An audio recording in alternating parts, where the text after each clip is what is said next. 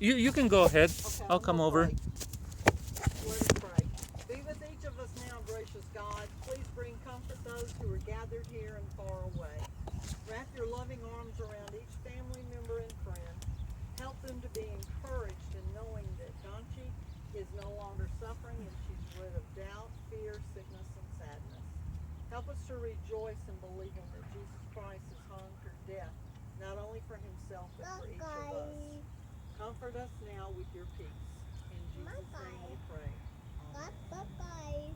While we have wonderful memories of Donchi, our hearts are saddened by our loss. I encourage us now to look to the Bible to bring us assurance of God's love. There is comfort in remembering that death is not the end. I'll first read from the Old Testament, Lamentations 3:22 through 26. Because of the Lord's great love, we're not consumed, for his compassions never fail. They are new every morning. Great is your faithfulness. I say to myself, the Lord is my portion, therefore I will wait for him. The Lord is good to those whose hope is in him, to the one who seeks him. It is good to wait quietly for the salvation of the Lord. Our God is more than willing to respond with help and comfort when we ask. We can find hope not only in our sorrow, but also in our lives when we place our trust in him. Donchi will also place her trust in the Heavenly Father. And reading now from Lamentations 31-33, we find that our God is truly compassionate. For no one is cast off by the Lord forever. Though he brings grief, he will show compassion. So great is his unfailing love. For he does not willingly bring affliction or grief to anyone. And then from John's Gospel, chapter 14, 1-7. Do not let your hearts be troubled. You believe in God, believe also in me. My Father's house has many rooms. If that were not so, would I have told you that I'm going to prepare a place for you? If I go and prepare a place for you, I will come back and take you to be with me, that you may also be where I am. You know the way to the place where I'm going. Thomas, his disciple, said to Jesus, Lord, we don't know where you're going, so how can we know the way? And Jesus answered, I am the way, the truth, and the life. No one comes to the Father except through me. As we read the Bible, we're told that in 6 days God created heaven and earth. Think about it a minute.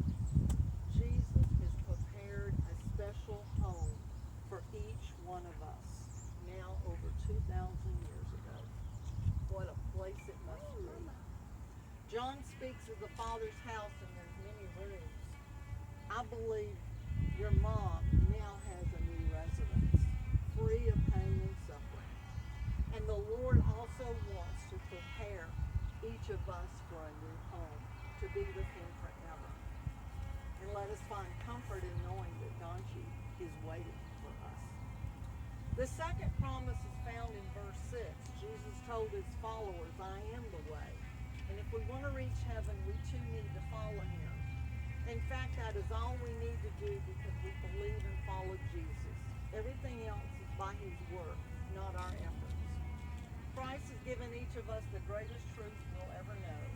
God loves us so much that he gave us his only son, Jesus, to live a perfect life on this earth.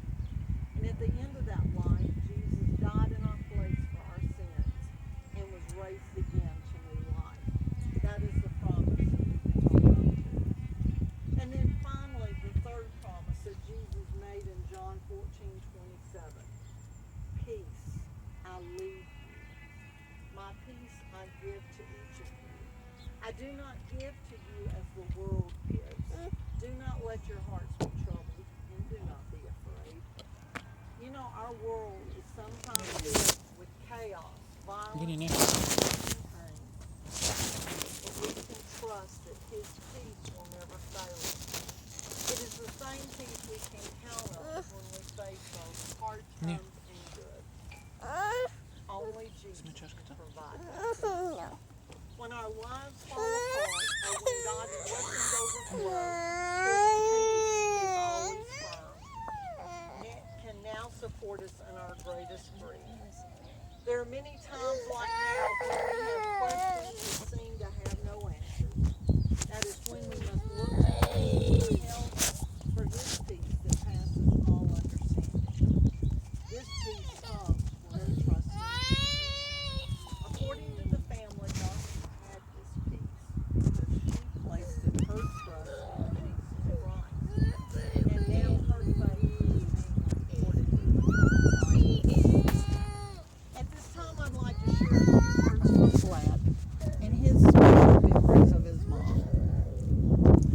Donchi grew up in a small village called Polsko Kosovo.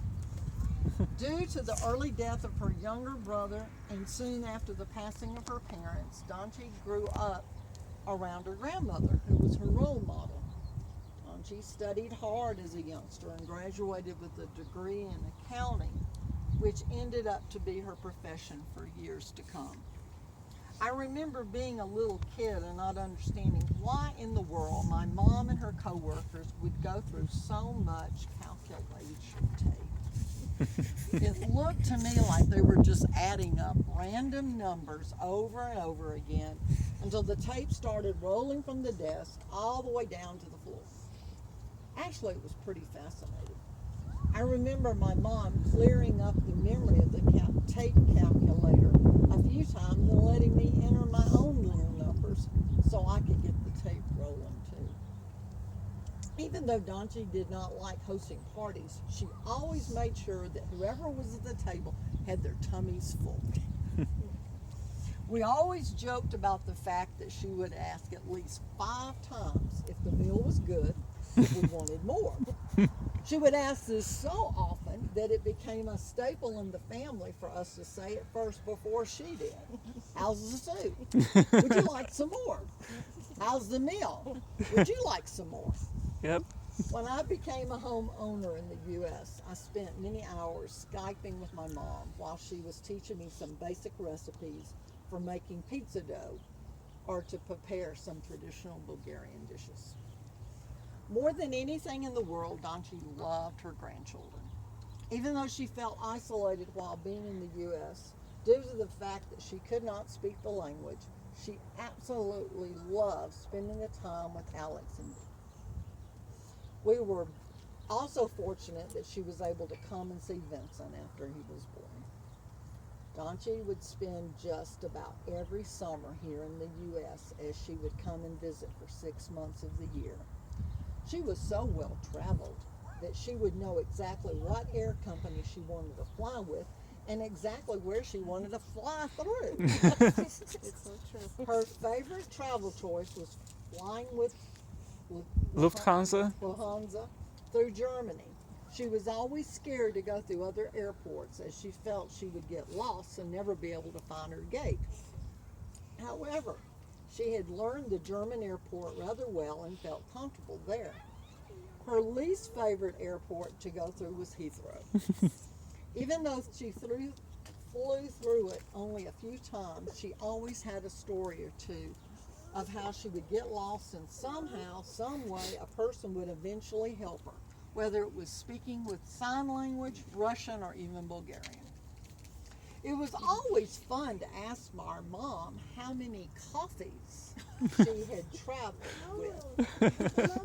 Yeah. When she first started coming to the U.S., she knew how to say coffees. So that's all she asked for during the flight. By the time she landed here, she was all weirded out and eyeballs wide open. Yes, our mom loved coffee, and she could not live without it. I'm pretty sure that her ratio of coffee to other liquid consumption throughout the day was about 2 to 1. One of the things she always feared while being in the United States was for up to 6 months was that our dad would either forget to water her plants back home or he'd overwater them and ultimately kill them. Even though that might have happened to a few of her plants throughout the years, the vast majority of plants survived the drought. One of the things she absolutely loved in the United States and could not get enough of was, do you know what it is? What your grandma loved more than anything? Yeah. What? S. Oh, yeah. Well, this is something Her second favorite thing. Her favorite thing to eat. Corn. No. How about the toast? In the toast. No. No. Ice cream. Oh, ice cream. Oh, that's right. Oh yes. Oh, but she liked toasted butter too. Oh, she said that was the best ice cream. So rich and flavorable. True. This must have been around 2010 when I got my first house. I remember that we worked on something around the house, and after that we went to Cone Stove. The Cold Stone. Cold Stone. It's a ice cream place. We ordered the largest ice creams that they were offering. I recalled ordering mine with coconut and M&Ms and having a difficult time finishing the darn thing. My mom, on the other side, absolutely loved hers and enjoyed every bite. For years to come, we would joke about eating those large ice creams that day and barely breathing afterwards. Donchi lived a happy life that was dedicated to serving others.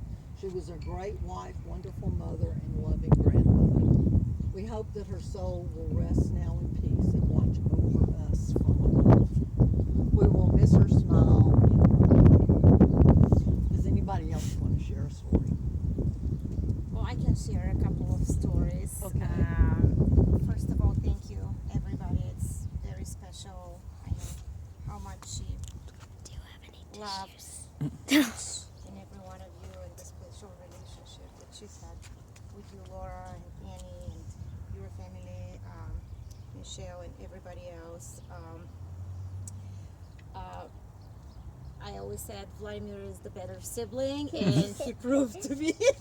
I proved to be right again. He has wonderful stories that he shared.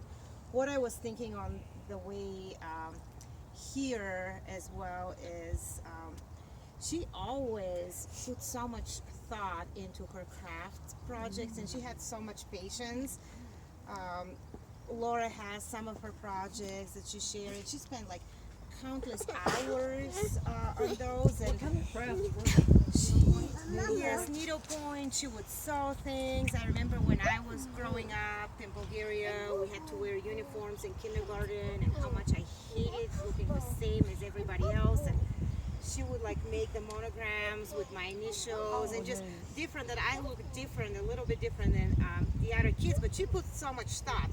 So I started practicing sewing for Alex's plays, and I made a few costumes, and I would call her on the phone or on Skype, and I'm like, Mom, she bought me a sewing machine a few years ago for Mother's Day, and she's like, well, you can practice with that. But for Alex's play a couple of years ago, got all the materials, sat down, and my mom was like, okay, aren't you going to measure? I'm like, oh, no, I just need to do this, do that. She's like, no, that's not. She was so frustrated with me because I wanted to do it fast, I wanted it to look pretty, and she would put so much time, I had no patience.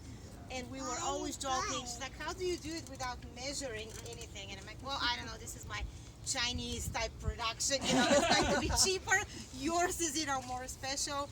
So, and we always joked, Vladimir and I, when we were growing up, like, she would want to make sure that before we leave the house, we as kids are always, like cleaned and run through the restroom first, and not when we leave Mom, we need to go to the bathroom. And she would always say, well, let's go so that we can come back. She always she wanted, always to have the closure, come back, and we were always joking, well, let's leave so that we can come back. Yep. She would say that, but many wonderful stories that we had here in the United States and back in Bulgaria when we were growing up, and she absolutely adored her grandchildren. She loved them. She actually, I think I'm a better mom because of her, because she would always be like, hey, those kids are your priority. She would always say that. It doesn't matter if you're fed, if you're clean, what's happening, those kids are your priority. You need to put them first. That's what it is to be a mom. And I'm like, Mom, but I'm selfish, but I want the time to myself. She's like, no, once you have kids, you can't think that way. Those kids are your priority. So, and same, with Vincent, she loved Vincent, and I'm so happy that she was able to come and see him. That was one of my biggest fears, that she would never be able to see him, hold him, kiss him, and she did spoil him. She did plenty of needlework. She also knitted, so she did plenty of needlework and knitting booties and just various outfits for him. So always kept busy. She could stay at home. I always admired that, because how do you do that? She would stay home for like days without leaving the house, and she would never get bored. She would knit, she would sew, she would do the needlework, she would do something. And like, Mom, don't you want to go outside and do something? She's like, no, I'm fine. I am always busy with something. So those are just a few of the many wonderful memories that we have. Well, I wish. Did I get to meet her? Did you bring her to church? She was at the wedding. She was At the wedding. Yeah, she was at the I wedding. thought I had met her. Yes. She was at the wedding. And I think about her every day because I have a needlework in my house. There's a picture in my hallway. When I come out in the morning to go to the bathroom, I look at that picture and it's a picture of two horsemen. Just she did one of the Virgin Mary, and I have a great devotion to Mary. And she probably didn't know that when she did that for me, but I love it, absolutely love it. It's up by my piano. And I think of her every time she did that and how long it took and how precise all those stitches were. And I think of when I first met her, she came over and Bailey was taking care of an elderly friend of ours named Kathleen, and she was in the assisted living. And she had hired Bailey to work for her over this summer so Bailey could make some money for college. And Don, she came over and helped her every day. Didn't you That guys was go? the first year, yes, pretty in much every day? 2002. Yes, we walked from, together in the morning and walked back. Yeah. Yeah. And how caring that was, because Kathleen had been married or never had any kids, and so she didn't have anyone to care for her. And Beela and her mom would go and help her get dressed and rub lotion on her back where she couldn't reach, and put her to bed at night and talk to her and sit by the fireplace. And Kathleen was so blessed because she never really had anybody who paid so much love and care and attention to her. And even though Dawn, she couldn't speak, she ministered through her touch and through her care. And I really think that's part of why she lived to be 100. That was her whole goal, was to live to be 100. Your friend lived to be 100. She got to 100 in 2 weeks. Wow. No, it was so much in part due to the love and the care that she gave. Anybody else? Well, another story other than what I shared with you already. Okay. Not so much of a story, but it's interesting how different things that we do remind us of things that we've done throughout life or people that we shared our life with. And my mom, as Pavel said, she loved corn too, just as much as I do. And every time I buy corn at the store and I cook it at home and start eating it, I always think of her. And I always think of, oh, this corn is so good. It would have been so great to share it with my mom. Yeah, she would have loved it. And it always makes me think of her every time I get to eat some corn. Well, I got a real good corn recipe I'll share with you. Okay. Anything else, Lane, you want to say anything? Okay. All right. As we gather here today at the cemetery, it's easy to think of it as a place of despair and grief. We can look at the graves around us and see what really is the common end for this life. And it's easy to realize that life is very short. A cemetery can seem like a place of final separation, because from here we leave and go our own way. But for this one brief moment in time, we stand around together today and remember God and how she has touched our lives. And we carry those memories with us. Before we leave, I'd like to share this closing scripture. And this is from Job 19:25-27. I know that my Redeemer lives, and that in the end he will stand on the earth. And after my skin has been destroyed, and yet in my flesh, I will see God. I myself will see him with my own eyes, I and not another. How my heart yearns with him. That is the promise. Always God loves one. Let us pray. Gracious and loving God, we thank you for your Son, Jesus Christ, who has given us life everlasting. Equip each of us now as we leave this place, that we may continue to do your will.